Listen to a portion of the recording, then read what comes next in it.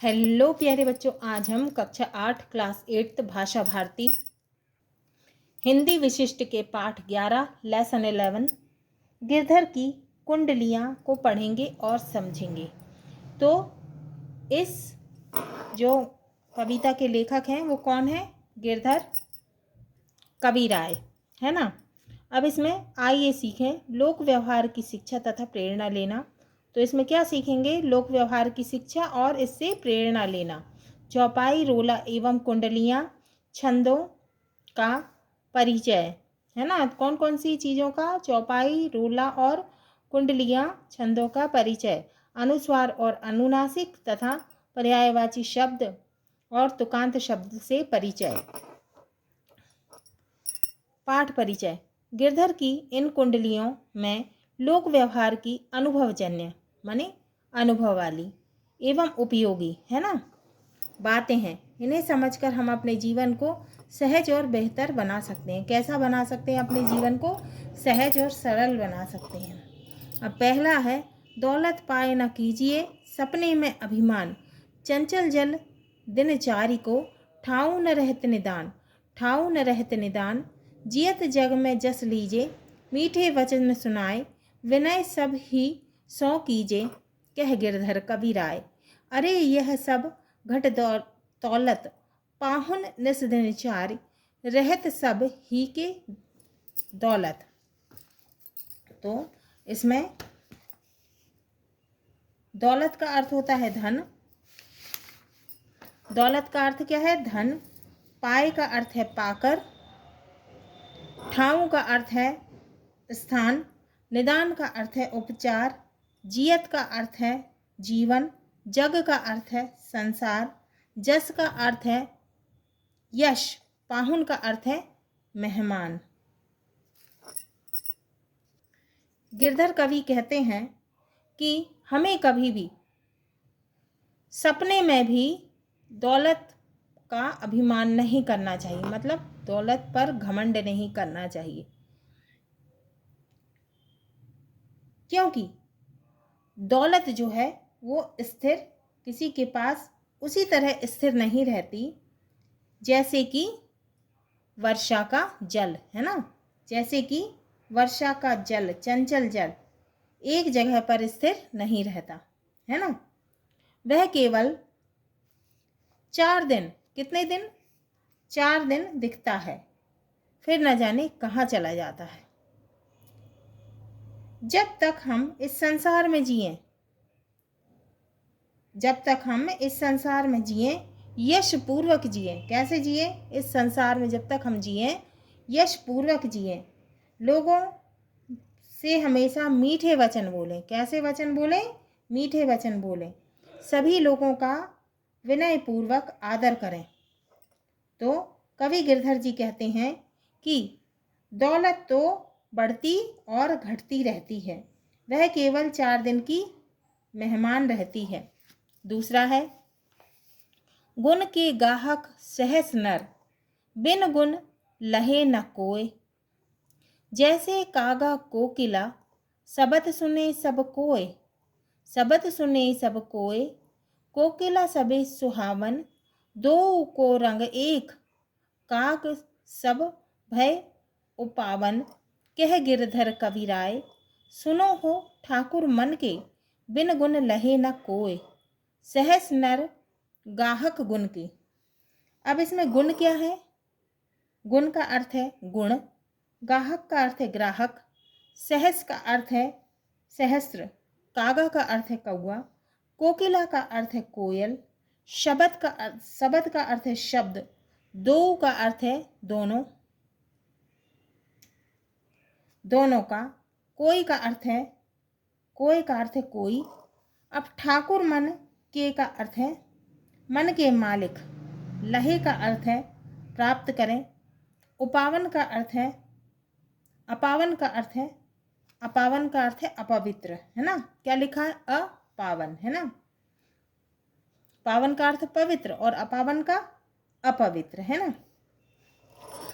अब कवि गिरधर जी कहते हैं कि गुणी व्यक्ति के तो हजारों, कितने? हजारों ग्राहक होते हैं, किंतु बिना गुण वाले को कोई भी नहीं लेना चाहता। जिस तरह कौवा और कोयल को सब कोई सुनना चाहते हैं, है ना, परंतु कोयल की मीठी आवाज़ सबको कैसी लगती है? अच्छी लगती है, सभी को भाती है। किंतु कौवे की आवाज़ कैसी है? कर्कश है। तो कौवे की आवाज़ लोगों को कर्कश लगती है। अब दोनों का रंग कैसा है? एक है, एक जैसा रंग है, अर्थात काला रंग है। पर कौवा कैसा है? कौवे को कैसा मानते हैं? अपवित्र मानते हैं। इसीलिए कवि गिरधर जी कहते हैं कि अपने मन के सभी मालिक हैं, फिर भी मेरी बातें सुने। गुणी व्यक्ति के तो हजारों ग्राहक हैं, पर निर्गुण को कोई नहीं चाहता। तो गिरधर कवि कहते हैं कि गुणी व्यक्ति के तो हजारों ग्राहक होते हैं, बिना गुण वाले को कोई नहीं लेना चाहता। जिस प्रकार कौवा और कोयल को सब कोई सुनता है, परंतु कोयल की मीठी आवाज़ सभी को भाती है, किंतु कौवा की आवाज़ लोगों को कर्कश लगती है। दोनों का रंग एक सा अर्थात काला होता है, पर कौवा को अपवित्र माना जाता है। इसलिए कवि गिरधर जी कहते हैं कि अपने मन के सभी मालिक हैं, फिर भी मेरी बात सुने। गुणी व्यक्ति के तो हजारों ग्राहक हैं, पर निर्गुण को कोई नहीं चाहता। निर्गुण कौन? जिसके पास कोई गुण नहीं है ना, वो निर्गुण है ना। निर्गुण को कोई नहीं चाहता। तीसरा है, बीती ताही बिसार दे, आगे की सुधि लेई, जो बनी आवे सहज में, ताही पेचित देई। ताही पेचित देई, बात जोई बनी आवे, दुर्जन हंसे न कोय, चित्त में खता न पावे। कह गिरधर कविराय, यह करूं मन पर तीती, आगे को सुख समझी, होए बीती सो बीती। अब इसमें विसार का अर्थ है भुलाना, सुधि का अर्थ है खोज खबर, सहज का अर्थ है आसान, चित्त का अर्थ है मन, खता का अर्थ है दोष, दुर्जन का अर्थ है बुरे लोग, प्रतीति का अर्थ है विश्वास, समुझी का अर्थ है समझ, समझो और जानो, समझो या जानो। अब इसमें कवि गिरधर जो हैं वो कहते हैं कि हमें अपनी बीती हुई बातें को छोड़कर आगे के भविष्य के बारे में सोचना चाहिए। पुरानी बातें सोचने से कोई भी लाभ नहीं है। जो काम हमें आसानी से आता है, हमें भी उसी में अपना मन लगाना चाहिए। उसी काम को हमें अच्छी तरह करना चाहिए जो हमें अच्छी तरह से आता है।